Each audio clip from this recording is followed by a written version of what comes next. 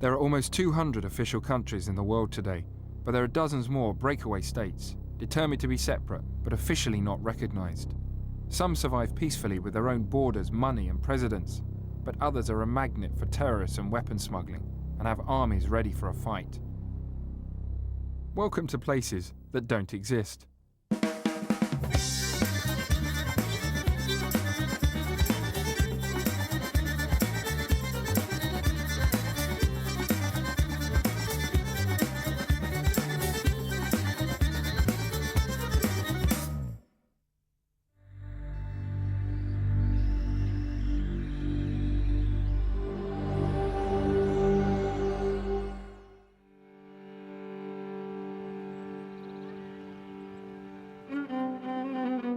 Moldova, sandwiched between Romania and Ukraine, gained independence after the collapse of the Soviet Union.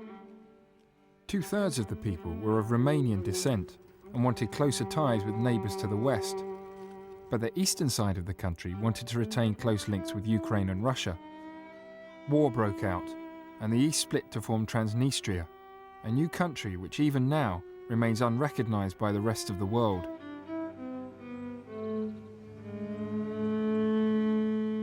My journey began in Chisinau, the capital of Moldova, where I visited a Civil War memorial with my guide Liliana.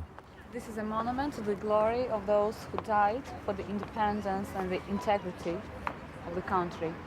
Presumably these are all Moldovan soldiers rather than Transnistrian as well. These are definitely those who fought on the Moldovan side. So what actually happened in the war?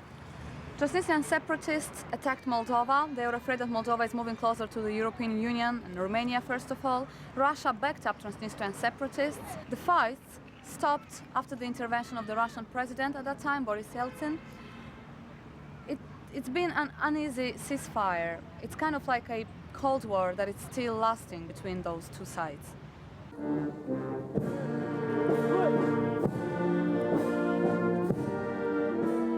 I arrived in Moldova on Independence Day. Vladimir Voronin, the president of Moldova, was leading a service to commemorate those who died during the fighting with Trans-Dniester.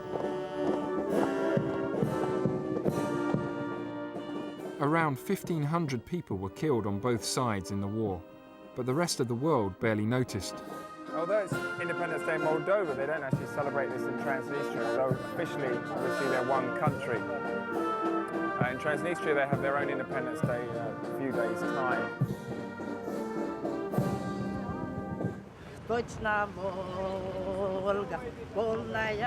But not everyone was celebrating independence.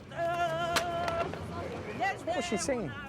She was singing "Широка страна моя родная," which means great and wide and large is my country. It was a song about Russia. It's quite provocative to sing this kind of song on the Independence Day of Moldova, and this independence is seen first of all as independence from Russia.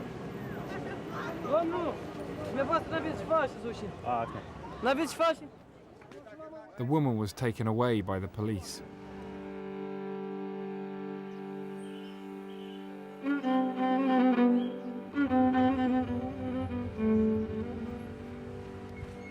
Most people in Moldova earn less than £2 a day. The conflict with Transnistria hasn't helped. Away from the towns, work is scarce and unemployment is high. Well, we're not going to make it up there, are we?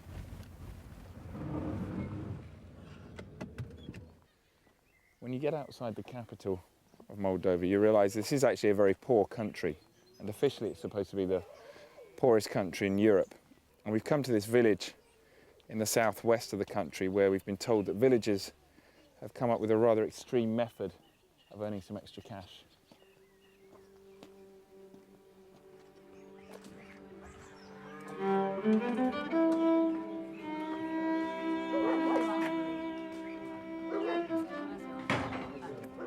Simon.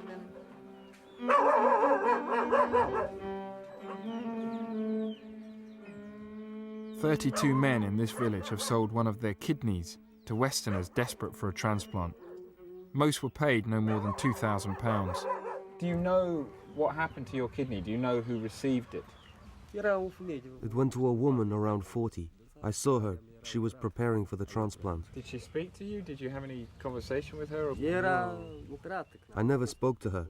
She had been given the anesthetic, so she was unconscious. What did you do with the money? First I bought a cow, then I renovated the house.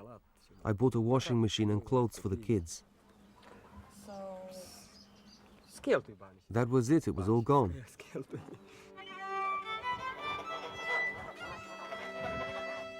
In many Moldovan villages, only children and grandparents remain.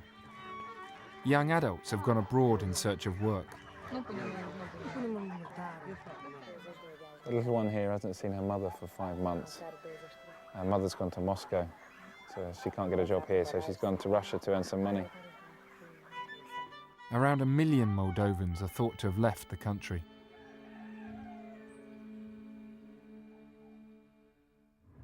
We'd been invited to meet the president at his official villa. On our way, Liliana explained why Transnistria matters to him. For President Voronin, this is a personal issue because he's born there. His mother lives in Transnistria, and for Voronin that's also a personal matter. Especially that for the past 2 years he hasn't been allowed at all to go there, to travel, to cross the river and see his mother. So yes, it is a very important issue for President Voronin.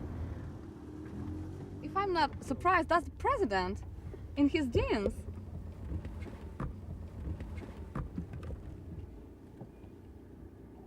Let's go and say hello.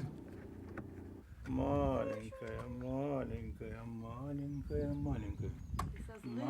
Вот консфора. Маленькая, маленькая, красивая, красивая, хорошая, хорошая. It has very nice spots. Did he say that it had spots like President Gorbachev? Yeah. It's a true communist cat. The cynical side of me thinks he's replaced here, just so we see what a lovely chap he is. Do you want us to carry you? I'll go this way. Liliana has got her high heels, because like me, she thought we'd be in an office having a chat. So we all got dressed up, which it now transpires was a bit of a mistake. Look at those, look at those.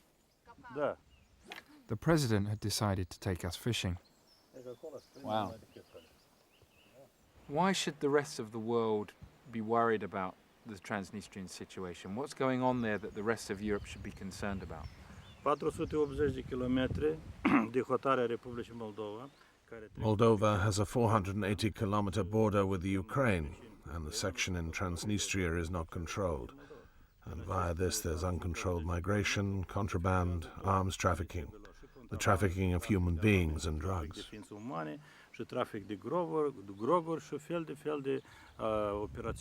These operations are being legitimized by the separatist regime. It's a black hole of corruption and trafficking. There are 13 enterprises in Transnistria that are producing arms non-stop.